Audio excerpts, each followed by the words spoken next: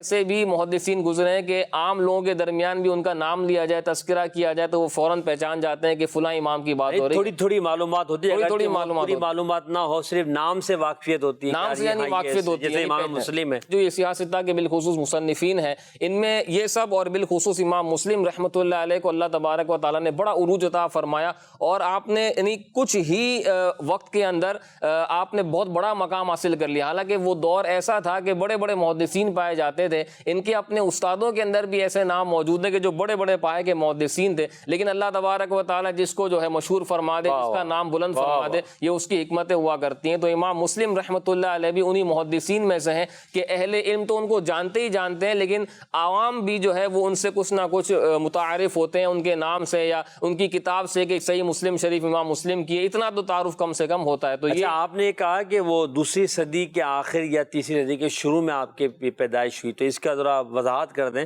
تیسری صدی کے شروع سے مراد کیا ہے؟ یعنی 200 سال کے بعد آپ کی پیدائش ہوئی؟ میں کہنا یہ چاہ رہا تھا کہ وہ جو دور تھا، یعنی دوسرے سنی ہجری کا جو آخری جو دور تھا، وہ اس کی جو ابتدا تھی، یہ ایسا زمانہ تھا کہ جس میں علم حدیث کا عروج تھا۔ تو میں اس زمانے کی بات کر رہا ہوں کہ اس زمانے میں یہ محدثین جو تھے ان کا ایک بڑا جو ہے وہ نام ہوا کرتا تھا، ان میں سے اللہ تبارک و تعالیٰ نے بعضوں کو بہت بڑا مقام عطا فرمایا۔ تو یہ جو امام مسلم رحمۃ اللہ علیہ، ان کی جو ولادت ہے وہ بعضوں نے 202 ہجری لکھی ہے، بعضوں نے 204 اور بعضوں نے 206 لکھی ہے، تین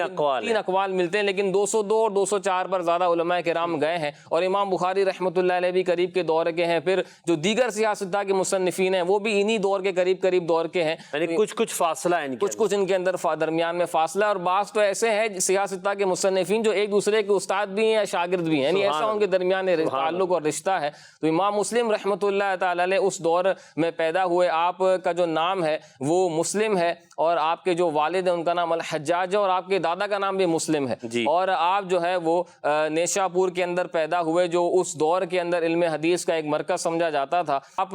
رحمۃ اللہ تعالی علیہ جو ہے وہ بنو کشیر جو ہے اس خاندان کے اندر پیدا ہوئے، تو اس لحاظ سے آپ کو کشیری بھی کہا جاتا ہے، اور آپ نے ابتدائی کے اندر علم حدیث کی طرف جو ہے وہ رغبت کی، یعنی آپ نے جو اس دور کے مروجہ علوم اور فنون تھے اس کو حاصل کیا، اور 18 سال کی آپ کی عمر تھی جب آپ علم حدیث کی طرف مائل ہوئے، اور آپ نے باقاعدہ علم حدیث کی طرف توجہ کی، اور بڑے بڑے اس وقت کے ائمہ سے آپ نے علم حدیث سیکھا۔ نیشا پور جو تھا وہ بھی علم حدیث کا مرکز تھا، اور وہاں پر بھی بڑے بڑے ائمہ حدیث پائے جاتے تھے۔ آپ نے ان کی بارگاہوں میں جا کر علم حدیث سیکھا، اور نیشا پور کے اندر ہی کچھ عرصے کے اندر آپ کا شمار بڑے بڑے محدثین کے اندر ہوا کرتا تھا، یعنی آپ اسی علاقے کے اندر اس دور میں اتنے مشہور ہو گئے تھے کہ آپ کا نام ٹاپ لیول پہ لیا جاتا تھا، کہ بڑے بڑے محدثین میں ان کا نام آتا تھا۔ پھر آپ نے جب نیشا پور میں علم حدیث کو حاصل کیا، اس کے بعد پھر آپ نے باہر کے کئی سفر کیے، جیسے کہ آپ نے حجاز کا سفر کیا، عراق کا سفر کیا، آپ نے شام کا سفر کیا، اور بغداد میں تو آپ کئی مرتبہ جو ہے وہ تشریف لے گئے، اور وہاں پر آپ نے علم حدیث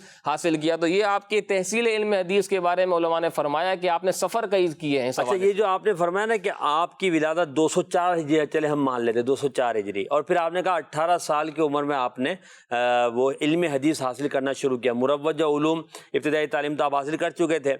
اچھا، آپ کی ولادت 204 اگر مانے، اور آپ کی وصال ہے 261، ٹھیک ہے، تو یہ کتنا مختصر سا عرصہ ہے۔ 18 سال کی عمر میں آپ نے علم حدیث حاصل کرنا شروع کیا، اور 61ویں ہجری میں آپ کا 261 ہجری میں آپ کا وصال ہو گیا۔ اگر 204 اور 261 کو ہم دیکھیں تو کتنے سال بنتے ہیں؟ اب 18 سال کی عمر میں آپ نے ابتدا اگر شروع کی علم حدیث کو، تو اللہ پاک نے کیسا ان پر خاص کرم کیا تھا، اور نبی پاک علیہ السلام کی کیسی ان پر نظر تھی کہ ایک مختصر سے عرصے میں علم دین بھی حاصل کیا، علم حدیث میں مہارت بھی حاصل کی، کتاب بھی لکھی۔ آپ ہر وقت سر پر جو ہے وہ امامہ شریف باندھا رکھتے تھے، اور آپ جو ہے وہ اس کا شملہ دونوں کندھوں کے درمیان رکھتے تھے، یہ آپ کی عادت مبارکہ میں شامل ہے۔ اور پھر آپ جو ہے وہ علم حدیث کا ادب کرنے کے اعتبار سے، اپنی کتاب میں درج کرنے کے اعتبار سے بہت زیادہ اس کا اہتمام کیا کرتے تھے۔ تو امام مسلم رحمۃ اللہ علیہ کے دور کے جو علماء ہیں وہ بھی، اور آپ کے اساتذہ، یہ بھی آپ کی تعریف کیا کرتے تھے۔ یعنی ہم اثر کا تعریف کرنا یہ ایک بڑی جو ہے وہ بات اہمیت کا حامل ہے، کہ ہم اثر کسی کے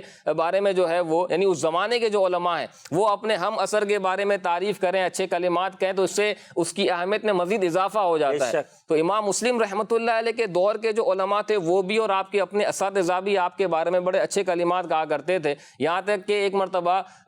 اسحاق بن منصور رحمۃ اللہ علیہ احادیث مبارکہ لکھوا رہے تھے، تو آپ نے امام مسلم قریب میں کھڑے ہوئے تھے اور وہ ان میں سے احادیث کو سلیکٹ کر رہے تھے، یعنی وہ مستقل لکھوا رہے تھے اور وہ اس میں سے کچھ اپنے پاس سلیکٹ کر کے لکھ رہے تھے۔ تو کچھ دیر کے بعد اسحاق بن منصور رحمۃ اللہ علیہ نے اوپر چہرہ اٹھا کر دیکھا تو دیکھا امام مسلم جو ہے وہ موجود ہیں، تو فرمانے لگے کہ امام مسلم میں ہمیشہ ہم نے خیر ہی دیکھی ہے، اور جب تک امام مسلم ہمارے درمیان موجود رہیں گے ہمیں کسی قسم کی پریشانی کا سامنا نہیں کرنا پڑے گا۔ اسی طرح آپ کے ایک استاد ہیں محمد فراد رحمۃ اللہ تعالی علیہ، وہ بھی ان کے بارے میں یہ فرمایا کرتے تھے کہ امام مسلم میں ہم نے ہمیشہ خیر ہی خیر دیکھی۔